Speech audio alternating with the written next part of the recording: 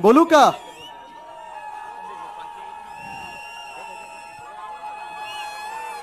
महाराष्ट्र राज्याचे माजी पर्यटन मंत्री आलो मी इथे. ठीक आहे, बसून घ्या बसून घ्या. जरा 4 जून साठी उत्साह बाकी ठेवा. 4 जूनला देखील जल्लोष करायचा आपल्याला इथे.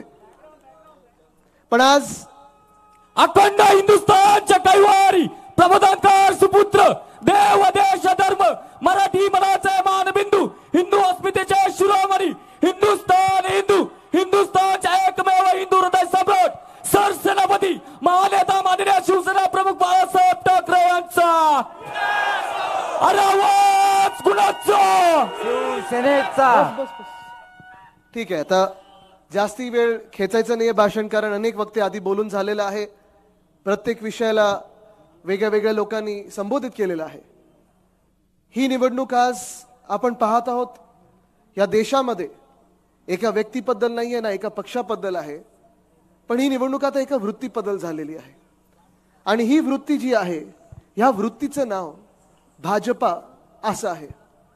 जर आपण पाहिलं असेल गेल्या 10 वर्षांमध्ये या भाजपाने आपल्या देशावर हुकुमशाहीची सत्ता गाजवली, बहुमताची सत्ता गाजवली. 2014ला असेल 2019ला असेल शिवसेना पक्ष म्हणून आपण त्यांच्या सोबत होतो. दोन्ही लोकसभा आपण त्यांच्या सोबत लढलो. आणि जर आपण पाहिलं तर लोकसभेत प्रत्येक शब्द त्यांचा, प्रत्येक वचन त्यांचं, प्रत्येक वादा त्यांचा हे आपण जनतेपर्यंत पोहोचवण्याचा प्रयत्न केला. आणि मग काही दिवसांमध्येच आपण पाहायला लागलो, ज्या मिनिटाला 2014ला देखील आणि 2019ला देखील सत्ता त्यांनी बहुमताची काबीज केली. 2014ला आपल्याला आठवत असेल 282 त्यांना मिळाले होते, 2019ला 303 मिळाले होते. दोन्ही वेळा शिवसेना त्यांच्या सोबत होती. आणि शिवसेना सोबत असल्यामुळे भाजपाने त्यांनी आपल्या महाराष्ट्रामध्ये जास्ती निवडणूक खेचण्याचा प्रयत्न केला नाही. थोडं लांब रे, डास कानात आल्यासारखं वाटतं किंवा भाजपाला कोणतरी जवळ आल्यासारखं वाटतं. थोडं लांब न्या, अजून लांब न्या, अजून लांब न्या. 400 पार नेते ना आता. ही जनतेची भावना आहे, ही शिवसैनिकांची भावना आहे. आणि जर आपण पाहिलं असेल 2014ला देखील सुप्रियाताई, तुम्हाला मी खरोखर सांगत आहे, मनापासून तन मन धन, धन हे कधी शिवसैनिकांकडे नव्हतंच. आम्ही तन मन जे काही असतं आमचं ते लावून, धन आमचं समोर बसलेलं जे शिवसैनिक आहेत ज्यांचं आमच्यावर प्रेम आहे ते आमचं धन आहे. पण हे तन मन धन लावून त्यावेळी पूर्णपणे भाजपासाठी प्रचार केला, पूर्णपणे जे काही काम करायचं होतं केलं. आणि 2014ला बरोबर 282 त्यांनी दिल्लीत बसवल्यानंतर महाराष्ट्राच्या निवडणुकीच्या वेळी आपल्याबरोबर जी वर्षानुवर्ष 25 वर्ष सत्ता होती, सत्ता काय आपली युती होती, ती त्यांनी तोडली. त्यांच्या लक्षात आलं होतं की भाजपचे जे सर्वे आहेत 2014ला कदाचित चांगले होते. त्यांना वाटत होतं की आता जसं केंद्रात आमचं सरकार बहुमताचं बनलेलं आहे, शिवसेनेची काय गरज आम्हाला, आम्ही इथे पण असेच बनवू सरकार. आणि सरकार बनवायला त्यांनी शिवसेनेसोबत युती जी तोडली होती. आपल्याला आठवत असेल विश्वासघात त्यांनी पहिला तेव्हा केला 2014 मध्ये, जेव्हा त्यांच्याकडून उद्धव साहेबांना फोन आला. सगळं काही ठरलेलं, सीटांचा वाटप ठरलेला. आणि मग फोन आला की उद्धवजी आता युती काही संभव नाही, युती आपण करू शकत नाही, आपल्याला वेगळं वेगळं लढायला लागेल. आणि उद्धवजींनी तेव्हा पण विचारलं होतं की काय नक्की आपल्याला बदलायचं आपल्या सीटांच्या अरेंजमेंटमध्ये, तुम्हाला काही जास्ती सीट लढवायच्यात, आम्हाला काही कमी सीट लढवायच्यात, तुम्हाला कुठची घ्यायची कुठची द्यायची सीट. नाही उद्धवजी आता तर हे शक्य नाही, आम्ही फार पुढे गेलेलो आहे, आमचा सर्वे सांगतो की तुमची आम्हाला गरज नाही. आणि मुळात हाच प्रश्न त्यावेळी पण आमचा होता, काय त्यावेळी आम्ही हिंदू नव्हतो, काय त्यावेळी आम्ही तुमची साथ नव्हती दिली होती? जेव्हा तुम्ही 2014ला देशभरात प्रत्येक मतदारसंघात खोटं बोलत फिरत होतात, जे शक्य नाही ते शक्य सांगत होतात, तेव्हा काही आम्ही तुमच्या सोबत नव्हतो. पण आज आपण पाहतोय की भाजपाची जी वृत्ती होती 2019ला तशीच झाली. 2019च्या निवडणुकीच्या आधी आपल्याला आठवत असेल भाजपाचे काही नेते होते, काही अध्यक्ष होते त्यांचे, ते मातोश्री बंगल्यावर येऊन वंदनीय हिंदू सम्राट बाळासाहेब ठाकरे यांच्या खोलीत येऊन शब्द देऊन गेले होते. तो त्यांनी शब्द 2019च्या ऑक्टोबरमध्ये मोडला. आता काल परवाकडे जेव्हा उद्धव साहेबांची एक मुलाखत आली पेपरमध्ये, तेव्हा देवेंद्र फडणवीस जी त्यांना अनेक नावं या महाराष्ट्राने ठेवलेली आहेत. काय काय ठेवली आहेत?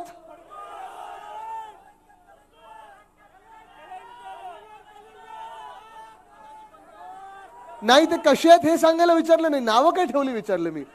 असो, मला दुःख आणि मला राग ह्या गोष्टीचा आला की त्यांनी देवेंद्र फडणवीसजींनी जी आमचं मंदिर मानतो आम्ही, वंदनीय हिंदुराष्ट्र सम्राट बाळासाहेब ठाकरे त्यांची खोली आमचं मंदिर मानतो, शिवसैनिक त्यांना मंदिर मानतात, त्या खोलीला कुठच्या तरी खोलीत आम्ही बसलो होतो आणि चर्चा केली होती असं त्यांनी सांगितलं.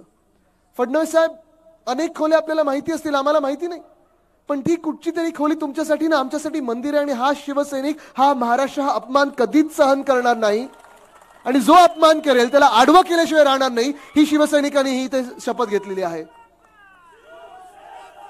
ही ताकद जी आहे, गेले 50 वर्ष शिवसेनेची ताकद आपण पाहत आलेलो आहोत. अनेक पक्षांनी साथ घेतली, सोबत घेतली. भाजपाने 25 वर्ष आमच्या सोबत युतीत असताना वाढले भाजप आमच्या सोबत. आणि आज जे तुम्हाला सांगायला इथे आलोय, मी खास या मतदारसंघात आलोय कारण भाजपचं ही वृत्ती झाली आहे, ज्यांनी दिली साथ त्यांचाच केला त्यांनी घात. ज्यांनी दिली त्यांना साथ त्यांचा त्याने केला घात. ठीक आहे, ते पुढचं जे काही लावायचं तुम्ही लावा. पण आज आपण पाहिलं असेल, महाराष्ट्रामध्ये गेल्या 5 वर्षात असेल, गेल्या 10 वर्षात असेल, जे काही राजकारण झालेलं आहे, एवढं गलिच्छ राजकारण झालं, एवढं घाणेरडं राजकारण झालेलं आहे, एवढं राजकारण पडलेलं, खोटं बोलण्याचं राजकारण, गलिच्छ राजकारण मी तरी माझ्या 30 वर्षात पाहिलेलं नाही. 10 वर्षात 11 वर्ष मी राजकारणात आहे, कधीही मी राजकारण एवढं खालवलेलं पाहिलं नाहीये. साधारणपणे आपण पाहायचो, अनेक लोक पक्ष बदलायचे, अनेक लोकांना सीट मिळाली नाही मिळाली, तिकीट मिळालं नाही मिळालं, आदरपूर्वक दुसऱ्या पक्षात जायचे, वेगळ्या वेगळ्या ठिकाणून निवडणूक लढवायचे, युत्या व्हायच्या, युत्या तुटायच्या, हे सगळं होत असतं. पण तुम्ही जे देवेंद्र फडणवीस साहेब ह्या महाराष्ट्रामध्ये आणि भाजपा म्हणून ह्या महाराष्ट्रामध्ये राजकारण घाणेरडं केलेलं आहे, ते गेल्या 2-2.5 वर्षामध्ये हे पूर्ण देश बघत आहे, पूर्ण जग बघत आहे. पहिलं शिवसेना फोडली, जो आमचा एक परिवार होता. शिवसेना म्हणजे एक परिवार आहे, भूमिपुत्रांच्या न्याय हक्कांसाठी, हिंदुत्वासाठी लढणारा, सगळ्यांसाठी लढणारा हा परिवार जो आहे तो फोडण्याचं तुम्ही धाडस केलं. केलं तर केलं, सांगितलं पुढे आम्हाला बदला घ्यायचा होता उद्धव साहेबांचा आणि म्हणून आम्ही केलं. ठीक आहे, शिवसेना तुम्ही फोडली. 40 गद्दार, 40 चोर, पक्ष चोर, बाप चोर, चिन्ह चोर, ह्या अलिबाबा 40 चोरांना तुम्ही कुठे कुठे घेऊन गेला होता? गुजरातला गेलात, गुवाहाटीला पळवलात, गोव्यात तर टेबलावर कुठच्या परिस्थितीत नाचवलं मला माहित नाही. पण हे सगळं झाल्यानंतर सगळ्यात घाणेरडी गोष्ट म्हणजे 2023 साली मागच्याच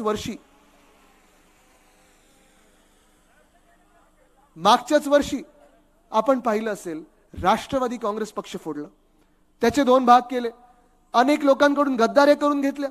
आणि ते सगळं करत असताना दुःख ह्या गोष्टीचं होतं. आणि आज पण मी ताईंसोबत इथे गप्पा मारत होतो, त्यांच्या चेहऱ्यावर हसं आहे, टेन्शन दिसत नाहीये, कारण तुम्ही सगळे सोबत आहात, त्यांच्या साथीला आहात. पण स्वतःच्या परिवारासोबत लढणं हे किती कठीण असतं, मनापासून किती कठीण असतं, हृदयात ते किती झोंबत असतं, टोचत असतं, हे मला माहित आहे. राजकारण अनेक लोक करत असतात, भाजपाकडून आम्ही अनेकदा शिव्या खात असतो, शाप खात असतो, हे सगळं ठीक आहे, आमच्यासाठी टॉनिक असतं. पण ताई जेव्हा आज फिरत आहेत तेव्हा कधी मला वाटत नाही त्यांच्या परिवार त्यांनी टीका केलेली आहे, समोरून जे लढतात त्यांच्यावर टीका केली नाहीये. ते सुसंस्कृतपणा ताईंनी दाखवलं ह्या निवडणुकीत. आणि पुढेही जाऊन तुम्ही विचार करा, 1 मिनिट ताईंना आपण बाजूला ठेवूया. कदाचित ताई आणि माझ्यात एक साम्य की आम्ही दोघंही आमच्या वडिलांच्या वतीने, आणि वडील पण आमचे असे आहेत की दोघेही लढतात तलवार घेऊन, दोन्ही हातात तलवार घेऊन लढतात, हातात ढाल नाहीये, तलवार घेऊन लढतात दोन्ही.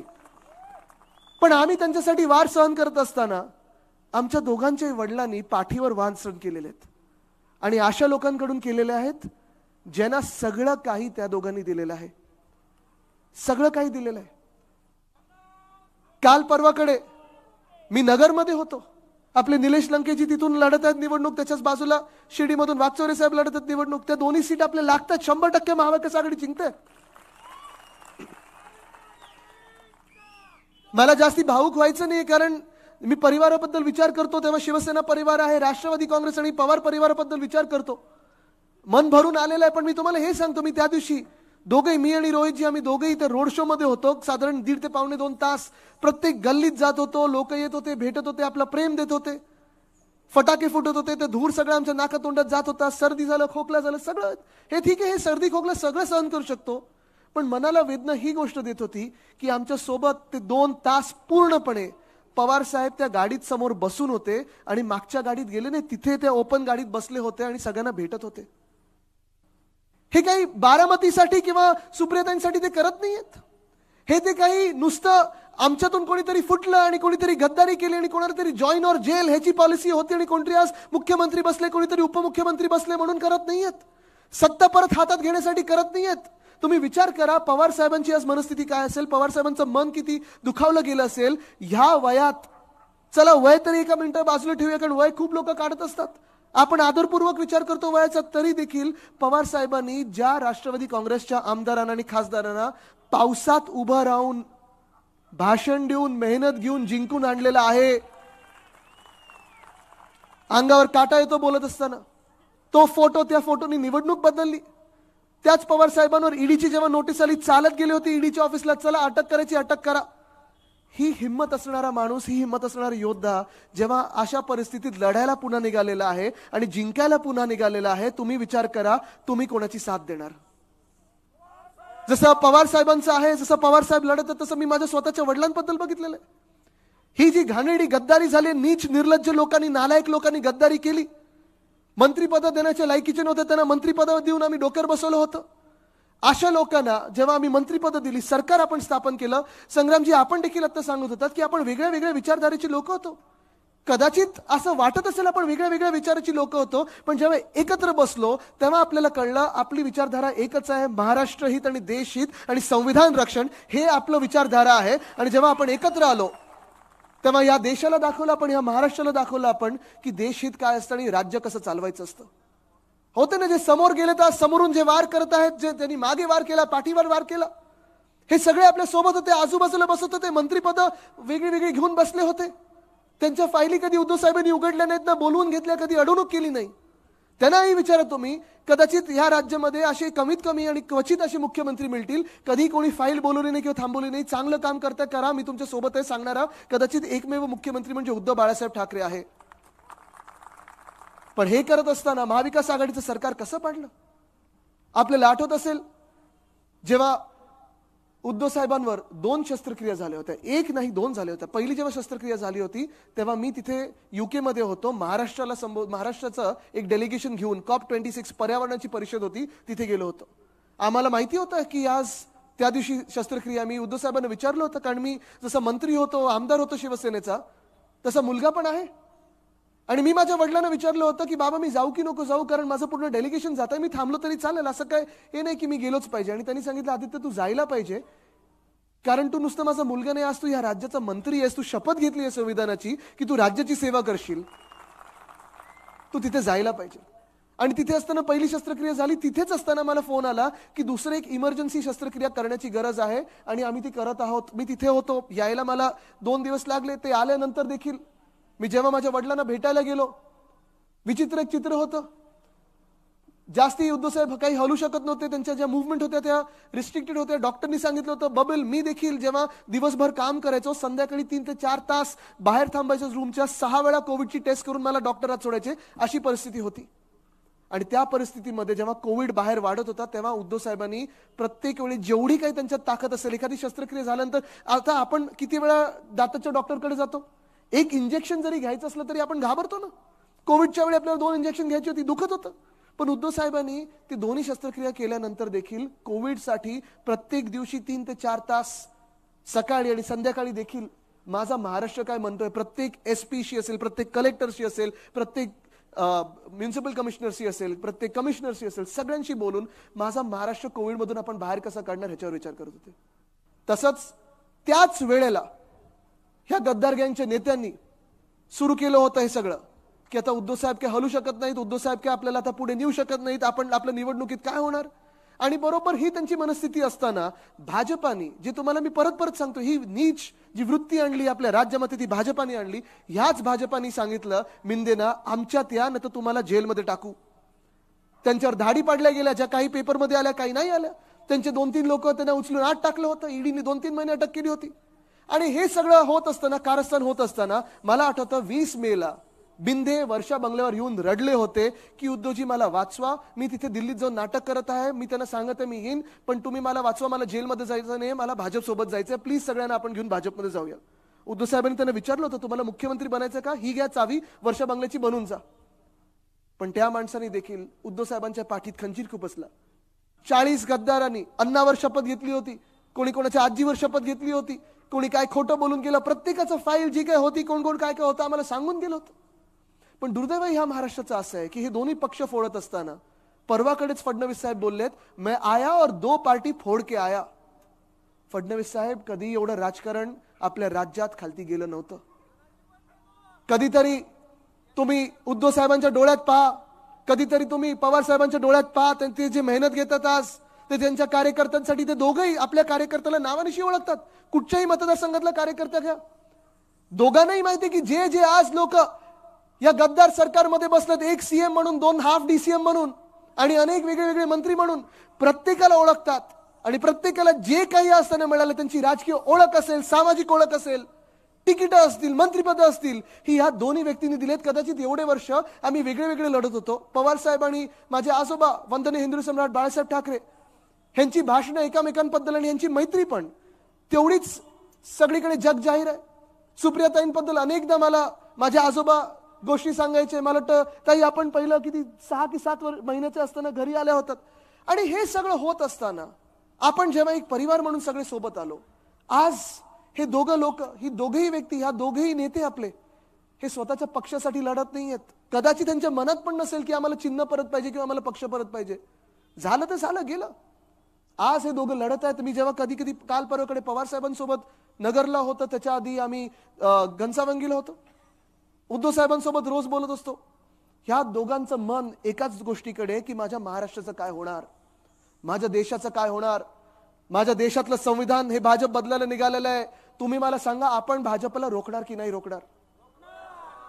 आज एवढे वर्ष, 70-75 वर्ष आपण या देशात जे काही राजकारण पाहत आलेलो आहोत, सत्ता पाहत आलेलो आहोत, सत्ता चालते कशी, राजकारण चालतं कसं, आपले सगळे जे नागरिकांना, वेगळ्या वेगळ्या जातीतले, धर्मातले, महिला पुरुष सगळेच वेगळ्या वेगळ्या वयोगटातले लोकांना जे काही अधिकार आपल्याला मिळालेले आहेत, जे काही कर्तव्य आपल्याला सांगितलेले आहेत की तुम्ही असं वागलं पाहिजे, हे केलं पाहिजे देशासाठी, आणि हे तुमचे अधिकार आहेत, हे सगळं भाजपला बदलायचं आहे. कारण भाजपला डॉक्टर बाबासाहेब आंबेडकरांनी लिहिलं संविधान आवडत नाही.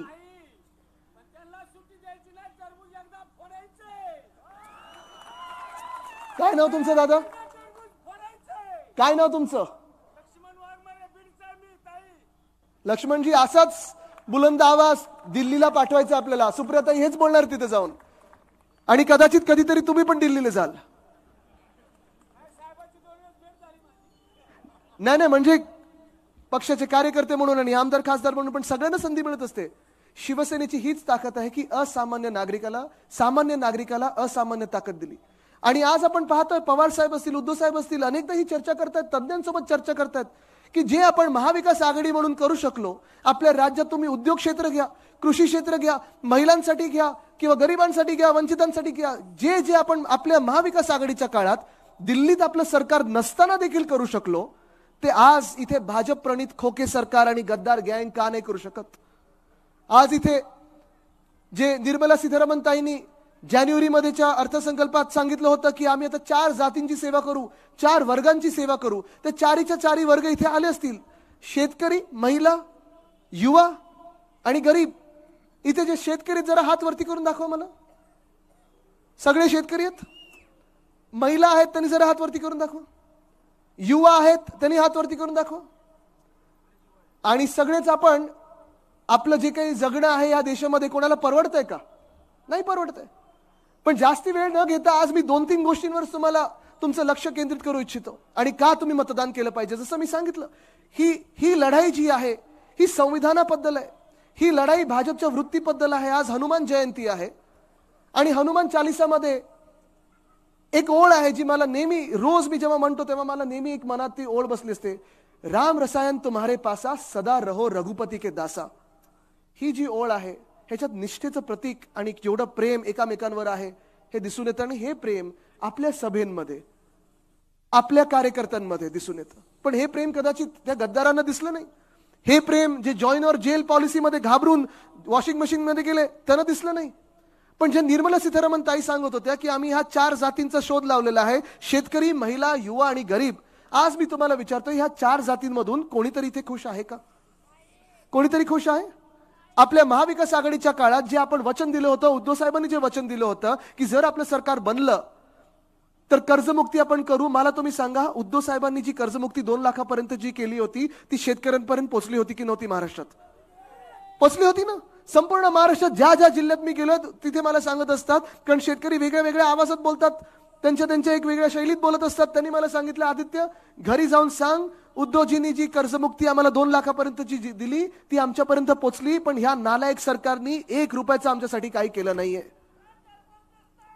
आम्हाला हे पण सांगितलं सगळ्या शेतकऱ्यांनी की आदित्य घरी जाऊन सांग की जेव्हा तुमचं सरकार होतं त्या 2.5 वर्षामध्ये कोविडच्या काळात देखील नैसर्गिक आपत्ती जी काही यायची, मग गारपीट असेल, अवकाळी पाऊस असेल, सततचा लागणारा पाऊस असेल, दुष्काळ असेल, जी काही मदत तुम्ही करू शकत होता फार जास्ती नव्हती, पण ह्या नालायक सरकारसारखी 2 रुपयाच्या चेकने यायची आम्हाला जमेल तेवढी मदत केली, पण ती मदत शेतकऱ्यांच्या हातात पोहोचली. आज तुम्ही मला सांगा, सगळे इथे शेतकरी बांधव बसलेला आहात, तुमच्या आज शेतमालाला भाव मिळतोय का? खत परवडतंय का? जेव्हा तुम्ही मोर्चा काढता या मंत्रालयावर असेल किंवा दिल्लीकडे असेल, तुम्हाला काय काय नावं ठेवली जातात? शेतकऱ्यांना हे केंद्र सरकार भाजपचं बोलतं, तुम्ही अर्बन नक्सल आहात, तुम्ही माओवादी आहात, तुम्ही अतिरेकी आहात, तुम्ही खलिस्तानी आहात. या अशा भाजपाला तुम्ही मतदान कधी करणार आहात का? या अशा भाजपाला तुम्ही डोक्यावर बसवणार का एकदा? तसंच मी आज युवांना विचारत आहे की जो शेतकरी वर्ग इथे बसलाय, तर तुम्ही त्यांना विचारलं की आपल्या पिढीचे जे लोक आहेत 30, 32, 35 वर्षाचे, तुम्ही शेतकरी बांधवांना, तुमच्या आई वडिलांना विचारा की त्यांना तरी वाटतं का की तुम्ही कधीतरी शेती करावी? वाटतं असं कोणाला? नाही वाटणार. कारण आज प्रश्न असं झालेला आहे, खतावर मला वाटतं 18% जीएसटी लागलेला आहे, शेतमालाला काही भाव मिळत नाहीये, जे काही प्रश्न आहेत ते सुटत नाहीयेत. मग आपण बघतो MIDC कडे असेल, IT पार्क कडे असेल, किंवा आपण सरकारी नोकरीकडे बघतो. पण आज असा प्रश्न उपस्थित झालेला आहे की नोकर भरतीचा जर आपण प्रश्न बघितला, मध्ये तर मी तलाठी भरतीचं ऐकत होतो, 200 मार्क हे पूर्ण मार्क होते, मिळाले किती? 214. म्हणजे EVM वर पेपर दिल्यासारखं आहे. हे असं जर होत असेल, म्हणजे वर्षानुवर्ष जी तरुण मुलं मुली अभ्यास करून येतात, स्वप्न पाहून येतात, दिवस रात्र मेहनत करतात, त्यांची स्वप्न चिरडली जातात. आज मी तुम्हाला ह्या तरुणांना शब्द देतोय, आदित्य रश्मी उद्धव ठाकरे म्हणून शब्द देतोय की जेव्हा आपलं इंडिया आघाडीचं सरकार दिल्लीत बसेल, आपण हा कायदा पहिला आणू की जो कोणी पेपर फोडेल त्याला आपलं सरकार फोडल्याशिवाय राहणार नाही, 10 वर्षाची सजा कमीत कमी दिल्याशिवाय राहणार नाही. हे आज तुम्हाला वचन देत आहे मी.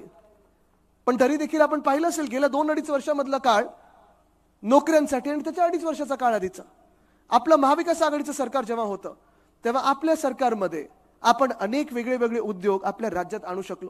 6.5 लाख कोटीची गुंतवणूक आणली. प्रत्येकाला वाटायचं की उद्धव साहेब मुख्यमंत्री म्हणून जे आहेत ते आपल्याला काही लुटणार नाहीत, हे लुटेरे जसे बसले तसे लुटणार नाहीत, इकडे चंदा द्या आणि धंदा घ्या असं होणार नाही, इलेक्टोरल बॉन्ड घेणार नाही. पण गेल्या 2.5 वर्षामध्ये तुम्ही मला सांगा, एक तरी नवा उद्योग आपल्या MIDC मध्ये आलाय का? एक तरी नवा उद्योग आलाय का? जसं माझ्या आजोबांनी त्यावेळी स्वप्न मुंबई पुणे एक्सप्रेसवेचं बघितलं होतं, ते पूर्ण झाल्यानंतर तिथे हिंजवडी असेल, अनेक वेगवेगळे IT पार्क आले. आपल्या काळात देखील जेव्हा शिवसेना, राष्ट्रवादी काँग्रेस आणि काँग्रेस एकत्र म्हणून आपण काम करत होतो, प्रत्येक जिल्ह्याला आवाज होता, कारण प्रत्येक जिल्ह्याचे नेते मंत्री म्हणून तिथे होते, प्रत्येक वेगळे वेगळे नेते तिथे मंत्री म्हणून बसले होते आणि आपापल्या जिल्ह्यात चांगले चांगले उद्योग नेण्याचा प्रयत्न करत होते. स्थानिक भूमिपुत्रांना न्याय हक्कांचा जिथे नोकरी मिळायला पाहिजे त्याच्यासाठी आपण आवाज उभारत होतो. पण आज आपण पाहिलं असेल गेल्या 2 वर्षामध्ये वेदांता फॉक्सकॉन नेलाय कुठे? आणि याच तळेगावमध्ये आपण आणणार होतो, मावळ मतदारसंघात येणार होता. मी इथे येऊन 2-3दा पाहणी करून गेलो होतो, डॅवॉसला स्वतः जाऊन बोलणी करून येणार होतो. 100% तो उद्योग आपल्या राज्यात येणार होता. त्याच सोबत कमीत कमी 160 वेगळे उद्योग आपल्या राज्यात येणार होते. पण ह्या भाजपाच्या मिंदे सरकारने त्यांना पाठवलं कुठे? गुजरात. नागपूर इथे मिहानला एअरबस टाटाचा प्रकल्प आपण आणणार होतो. सगळ्या बैठका झाल्या होत्या, अनेक वेगळे वेगळे नेत्यांनी त्यांना पत्र लिहिले होते.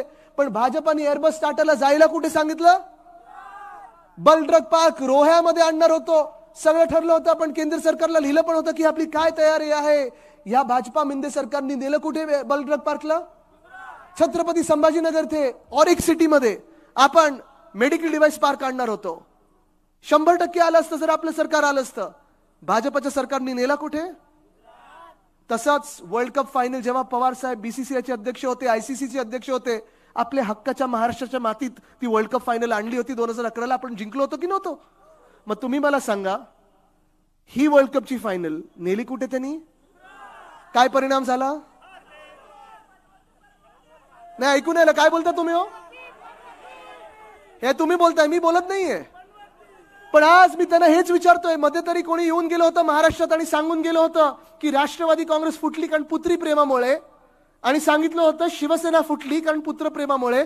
आज मी त्यांना सवाल करत आहे, आपला देश वर्ल्ड कप हरला तो पुत्रप्रेमामुळे नव्हता? कोणाचा हट्ट होता तिथे गुजरातला देण्याचा?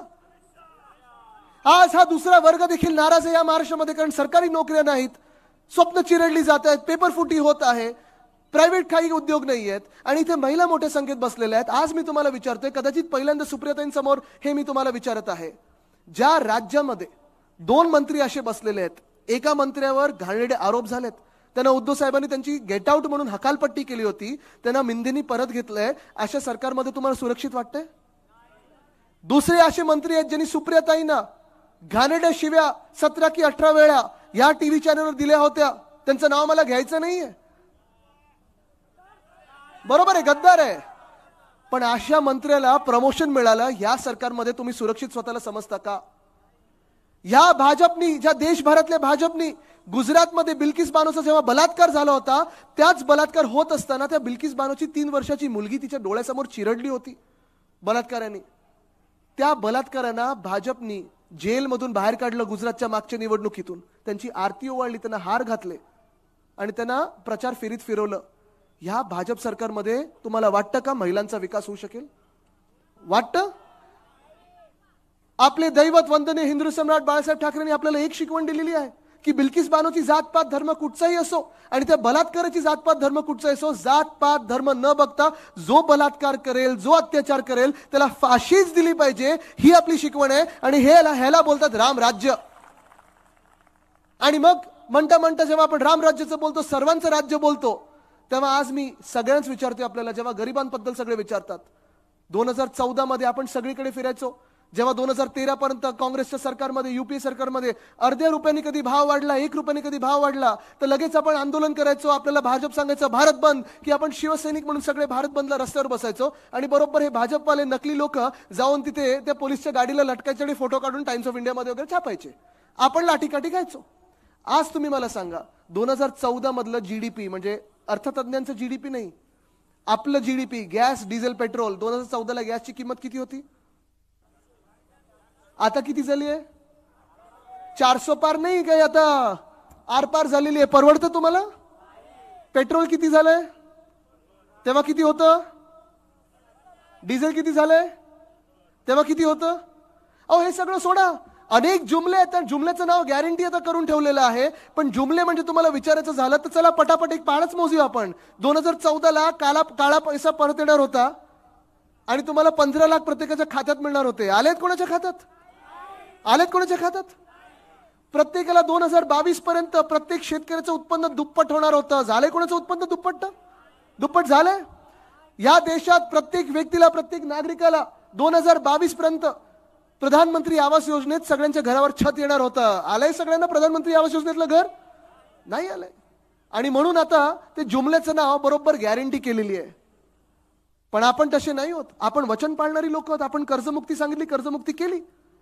आपण सांगितलं की आपण शेतकऱ्यांना मदत करू, जर अवकाळी पाऊस आला तर आपण मदत केली, कारण आपली भूमिका ही, आपलं हिंदुत्व हे रघुकुल रीत सदा चली आए, प्राण जाय पर वचन न जाय.